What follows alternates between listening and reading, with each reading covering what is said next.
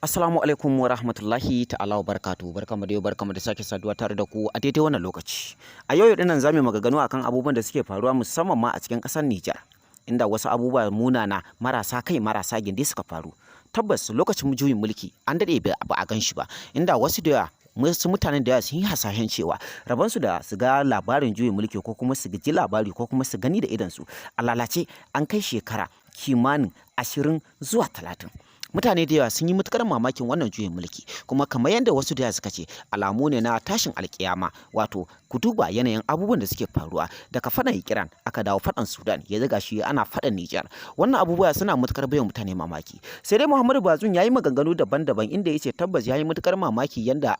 ya ga abubuwa sun faru, inda ya ce bai taɓa tunanin cewa juyin mulkin da aka yi mishi zai gudana a haka ba. Musamman ma yanda waiwaye akan yanayin yadda ya yarda da babban kwamandan sojojinsa, amma kuma sai gashi ya ci amanarsa. Tabbas wannan cin amana ya yi matukar baya shi mamaki, kuma ya yi matukar baya mutane mamaki, musamman ma da ya ga cewa shi ne nan fa ya ɗauko shi ya kawo shi jikin shi tun ba shi da kowa kuma ba shi da komai, har ya zo ya yarda da shi kuma har ya kawo shi ya ba shi aikin yi, amma sai gashi ya rasa wanda zai ci amanarsa sai shi. Tabbas wannan abu yayi matukar kona mishi da kuma yayi matukar daga mishi hankali. Hakan ne yasa Muhammadu Bazum ya ce ba zai ƙara yadda da wani wanda bai san shi ba, kuma ba zai ƙara yadda da wani wannan dan uwansa ba. Tsohon shugaban ƙasar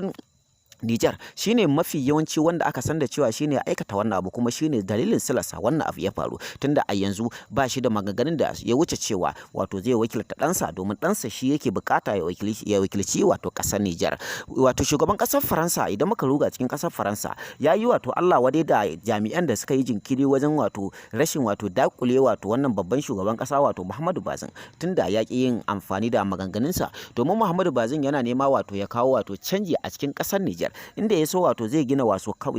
kamfanonuwa da kuma wato ma'aikatu, har ma wato da wasu masana'antu, har ma da wasu gurare wanda ya kamata a ce dukkanin al'ummar talakawan wato Nijar suna amfani da shi.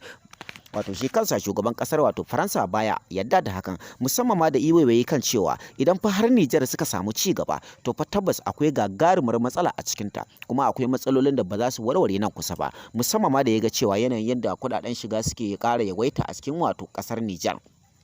inda ya ga cewa kasar Nijar tana kai wato 47%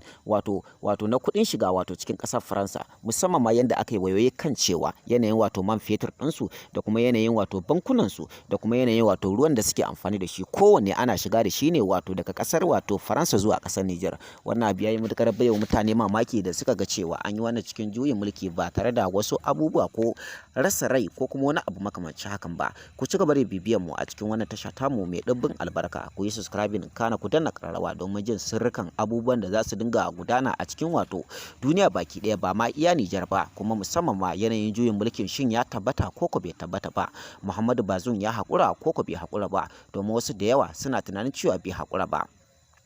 Idan muka ruga wasu abubuwa da suke faruwa musamman ma a cikin gida Najeriya, mutanen Najeriya suna cewa su kansu fa da wannan abu zai faru a cikin Najeriya da sun fi kowa farin ciki a cikin wannan tafiya, domin yanda suka ga cewa yanda ake yin mulkin nan, ina ma dai a ce mutanen Nijar za su yi hasashe ko kuma a ce mutanen Najeriya za su dawo su dinga tunanin cewa kamar su ma za su aikata hakan, da ko ba komai wato mutanen Najeriya ko mu ce manyan Najeriya za su yi ga taitayin su, kuma za su yi ga halin wato takaici da dana sani, kuma kowanne babba zai tsaya ya aikin shi, ya aikin da ya dace. Da haka wannan kamar za a iya cewa abu ne wanda mutane suna matukar mamaki, sai dai wasu da yawa suna cewa fa hakan yana matukar daga hankalin wato dukkan wani dan Nijar. Ku ci gaba da bibiyar mu kamar yadda muka faɗa domin kawo muku rahotanni da dumi-dumin su.